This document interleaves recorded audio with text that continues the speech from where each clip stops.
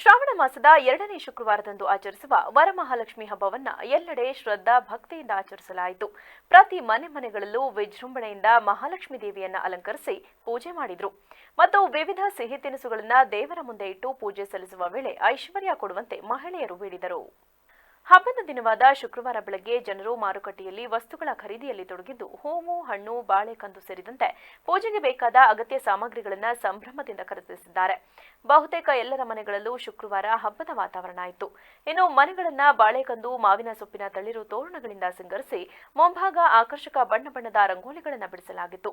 ಹೊಸ ದರ್ಸಿನಿಂದ ಕಂಗೊಳಿಸುತ್ತಿದ್ದ ಸುಮಂಗಲಿಯರು ತಮ್ಮ ಮನೆಗಳಲ್ಲಿ ಮಹಾಲಕ್ಷ್ಮಿಯ ವಿಗ್ರಹ ಸ್ಥಾಪಿಸಿ ಹೂವುಗಳಿಂದ ವಿಶೇಷ ಅಲಂಕಾರ ಮಾಡಿ ಪೂಜೆ ಸಲ್ಲಿಸಿ ಮಹಾಲಕ್ಷ್ಮಿ ವ್ರತ ಕೈಗೊಂಡರು. ಒಬ್ಬಟ್ಟು, ಚಕ್ಕುಲಿ, ಕೋಡುಬಳೆ, ಕರ್ಜಿಕಾಯಿ, ಪಾಯಸ ಇನ್ನಿತರ ಬಗೆ ಬಗೆಯ ಭಕ್ಷ್ಯಗಳನ್ನು ತಯಾರಿಸಿ ಮಹಾಲಕ್ಷ್ಮಿಗೆ ನೈವೇದ್ಯ ಮಾಡಿದರು. ನಗ, ನಾಣ್ಯ, ಆಭರಣಗಳನ್ನು ಲಕ್ಷ್ಮಿಯ ಮುಂದೆ ಇಟ್ಟು ಪೂಜೆ ಮಾಡಿದ್ದು ಐಶ್ವರ್ಯ, ನೆಮ್ಮದಿ, ಆರೋಗ್ಯವನ್ನ ಕರುಣಿಸುವಂತೆ ವರಮಹಾಲಕ್ಷ್ಮಿಯಲ್ಲಿ ಬೇಡಿದರು. ವರಮಹಾಲಕ್ಷ್ಮಿ ವ್ರತದ ಹಿನ್ನೆಲೆ ನಗರದ ವಿವಿಧೆಡೆ ದೇಗುಲಗಳಲ್ಲಿಯೂ ವಿಶೇಷ ಪೂಜೆ ಸಲ್ಲಿಸಲಾಯಿತು. ಮುತ್ತೈದೆಯರನ್ನ ಮನೆಗೆ ಕರೆದು ಅವರಿಗೆ ಅರಿಶಿಣ, ಕುಂಕುಮ ಕೊಟ್ಟರು. ಕುಟುಂಬದವರು, ನೆಂಟರಿಷ್ಟರು ಮತ್ತು ಸ್ನೇಹಿತರನ್ನ ಮನೆಗೆ ಆಹ್ವಾನಿಸಿ ಹಬ್ಬದ ವಿಶೇಷ ಅಡುಗೆ ಬಡಿಸಿದ್ರು.